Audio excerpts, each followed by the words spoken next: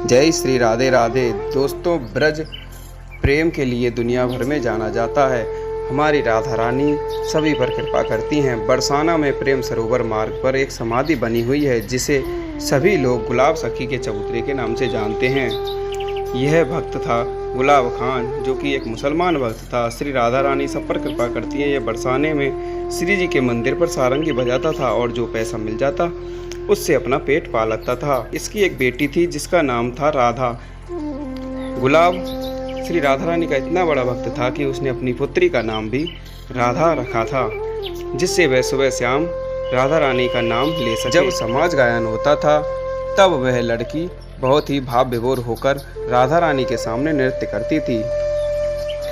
जब राधा बड़ी हुई तो लोगों ने कहना शुरू कर दिया कि गुलाब, अब तो तेरी बेटी जवान हो गई है, अब इसके लिए कोई लड़का देख ले। तब उस भक्त ने कहा कि यह तो राधा रानी की बेटी है, जब वो कृपा करेंगी तो शादी हो जाएगी। मेरे पास इतना पैसा नहीं है कि मैं व्यवस्था कर सकूं। लोगों ने कहा तुम लड़का तो देखो, व्यवस्था कर देंगे हम सब मिलकर, तुम्हें चिंता करने की कोई आवश्यकता नहीं है। तो उस भक्त गुलाब ने एक लड़का देखा और बेटी का विवाह कर दिया। बेटी अपनी ससुराल चली गई।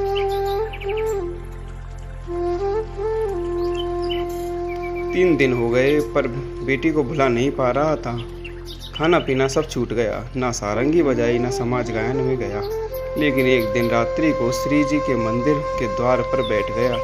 ठीक रात्रि के 12 बजे उसे एक आवाज़ सुनाई दी। तभी एक छोटी सी बालिका दौड़ती हुई गुलाब सखी के पास आई और बोली कि बाबा, ओ बाबा, आज सारंगी नहीं बजाओगे? मैं नाचूंगी।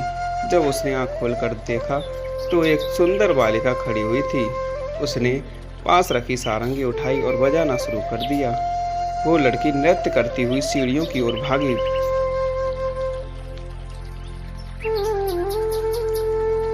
गुलाब ने अपनी सारंगी रख दी और राधा राधा राधा कहते हुए, पुकारते हुए उस लड़की की ओर दौड़ा।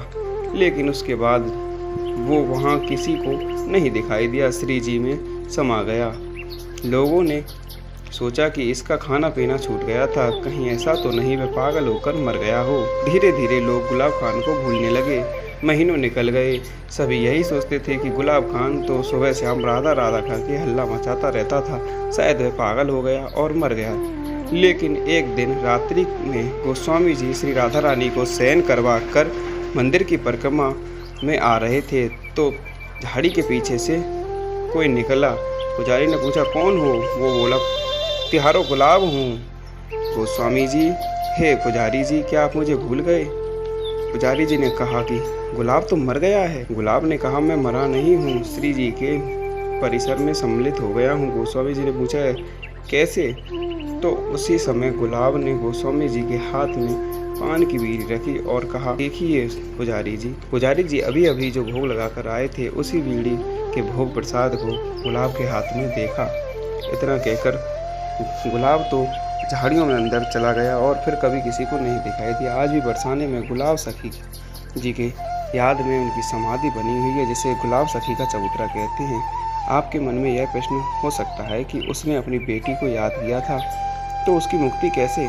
राधा कोई साधारण नाम नहीं है, ये महाशक्ति का नाम है। जो राधा नाम लेता है उसके आगे भगवान विष्णु चलते हैं, पीछे भगवान शिव, दाहिने इंद्र वज्र लेकर चलते हैं और बाएं वरुण ऊपर छत्र लेकर चलते हैं। यदि राधा नाम भूल से भी निकल जाए तो भी श्री राधा रानी उसे अपना लेती हैं, क्योंकि करुणामयी श्री राधे बहुत ही दयालु हैं। बोलिए राधा रानी सरकार की जय। जय जय श्री राधे।